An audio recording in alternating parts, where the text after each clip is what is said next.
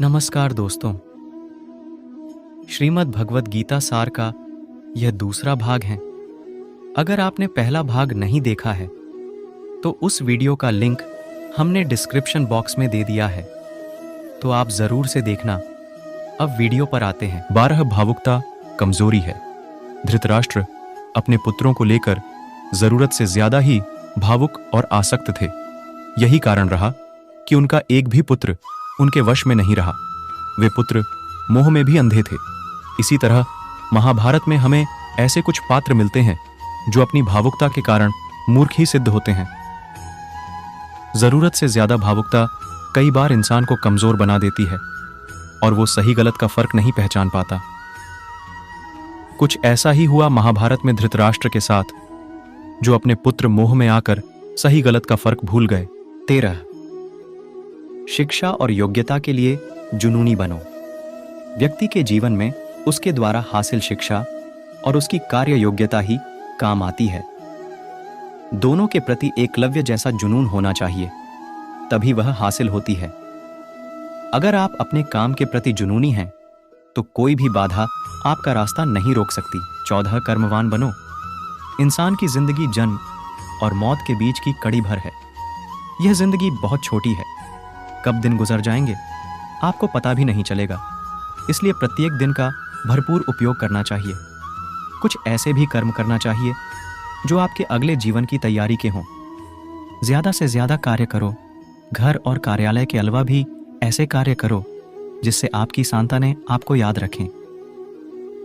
गीता यही संदेश देती है कि हर पर ऐसा कार्य कर जो तेरे जीवन को सुंदर बनाए। 15 अहंकार और घमंड होता है पतन का कारण। अपनी अच्छी स्थिति, बैंक बैलेंस, संपदा, सुंदर रूप और विद्वता का कभी अहंकार मत कीजिए। समय बड़ा बलवान है। धनी, ज्ञानी, शक्तिशाली पांडवों ने वनवास भोगा और अति सुंदर द्रौपदी भी उनके साथ वनों में भटकती रही। समय के खेल निराले हैं। जिस अम्बा का जीवन भीष्म के कारण बर्बाद हो गया था, उसने शिखंडी के रूप में जन्म लेकर भीष्म से बदला लिया था। महाभारत में ऐसे कई उदाहरण हैं जिनसे यह प्रेरणा मिलती है कि घमंड को पतन का कारण बनने में देर नहीं लगती है। 16 कोई भी संपत्ति किसी की भी नहीं है। अत्यधिक लालच इंसान की जिंदगी को नर्क बना देता है। जो आपका नहीं है उसे अनीतिपूर्वक लेने, हड़पने का प्रयास न करें। आज नहीं तो कल उसका दंड अवश्य मिलता है। भगवान श्री कृष्ण कहते हैं कि आज जो तेरा है कल किसी और का था और कल किसी और का हो जाएगा। अथ तू संपत्ति और वस्तुओं से आसक्ति मत पाल, यह तेरी मृत्यु के बाद यहीं रखे रह जाएंगे।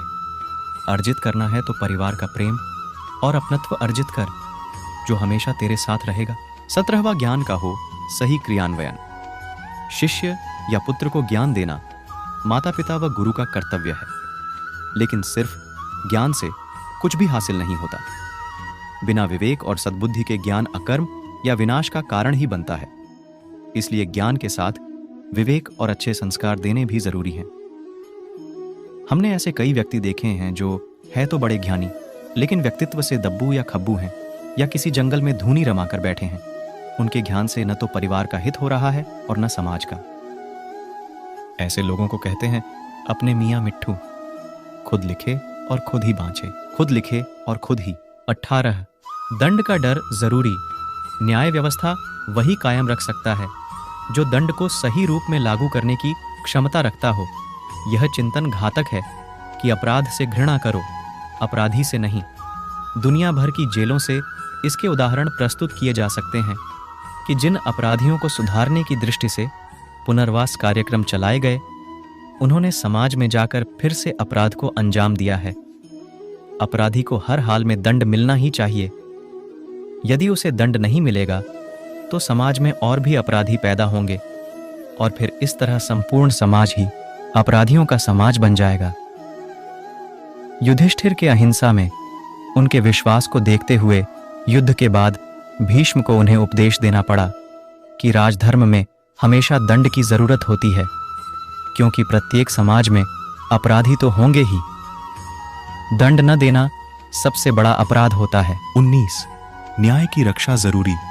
न्याय हमेशा उन लोगों के साथ होता है जो शक्तिशाली हैं या जो न्याय पाने के लिए प्राणपण से उत्सुक हैं। जिन्होंने अपने लिए न्याय मांगा है उनके साथ ईश्वर ने न्याय किया भी है। मांगोगे नहीं तो मिलेगा भी नहीं, यह प्रकृति का नियम है। गुरु द्रोणाचार्य ने कर्ण और एकलव्य के साथ जरूर अन्याय किया था, लेकिन आज दुनिया अर्जुन को सर्वश्रेष्ठ धनुर्धर नहीं मानती, क्योंकि कर्ण और एकलव्य ने हमेशा न्याय की मांग की और अंत में आज दुनिया उन्हें श्रेष्ठ धनुर्धर मानती है। महाभारत हमें सिखाती है कि न्याय की रक्षा करना कितना जरूरी है, लेकिन यह भी एक कटु सत्य है कि न्याय सिर्फ शक्तिशाली लोगों के साथ ही है। 20 छिपे हुए को जानने का ज्ञान जरूरी।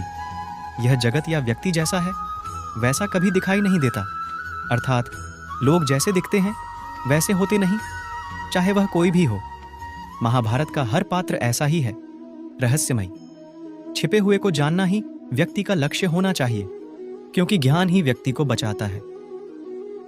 भगवान श्री कृष्ण के ऐसे कई योद्धा थे जो छिपे हुए सत्य को जानते थे। 21 सफर करने में होती है बरकत। एक स्थान से दूसरे स्थान पर जाना या एक स्थान को छोड़कर दूसरे स्थान पर रहने से लाभ ही मिलता है। पांडवों को हस्तिनापुर छोड़कर 2 बार जंगल में रहना पड़ा और अंत में उनको जब खांडव प्रस्थ मिला तो वे वहां चले गए। इसी तरह भगवान श्री कृष्ण को भी कई बार मथुरा को छोड़कर जाना पड़ा और अंत में वे द्वारिका में बस गए थे। कई बार लोगों को व्यापार या नौकरी के लिए दूसरे शहर या देश में जाना होता है। 22 गोपनीयता और संयम जरूरी। जीवन हो या युद्ध, सभी जगह गोपनीयता का महत्व है। यदि आप भावना में बहकर किसी को अपने जीवन के राज बताते हैं या किसी व्यक्ति या समाज विशेष पर क्रोध या कटाक्ष करते हैं तो आप कमजोर माने जाएंगे। महाभारत में ऐसे कई मौके आए जबकि नायकों ने अपने राज ऐसे व्यक्ति के समक्ष खोल दिए जो राज्य जानने ही आया था, जिसके चलते ऐसे लोगों को मुंह की खानी पड़ी। दुर्योधन, भीष्म, बर्बरिक ऐसे उदाहरण हैं जिन्होंने अपनी कमजोरी और शक्ति का राज खोल दिया था।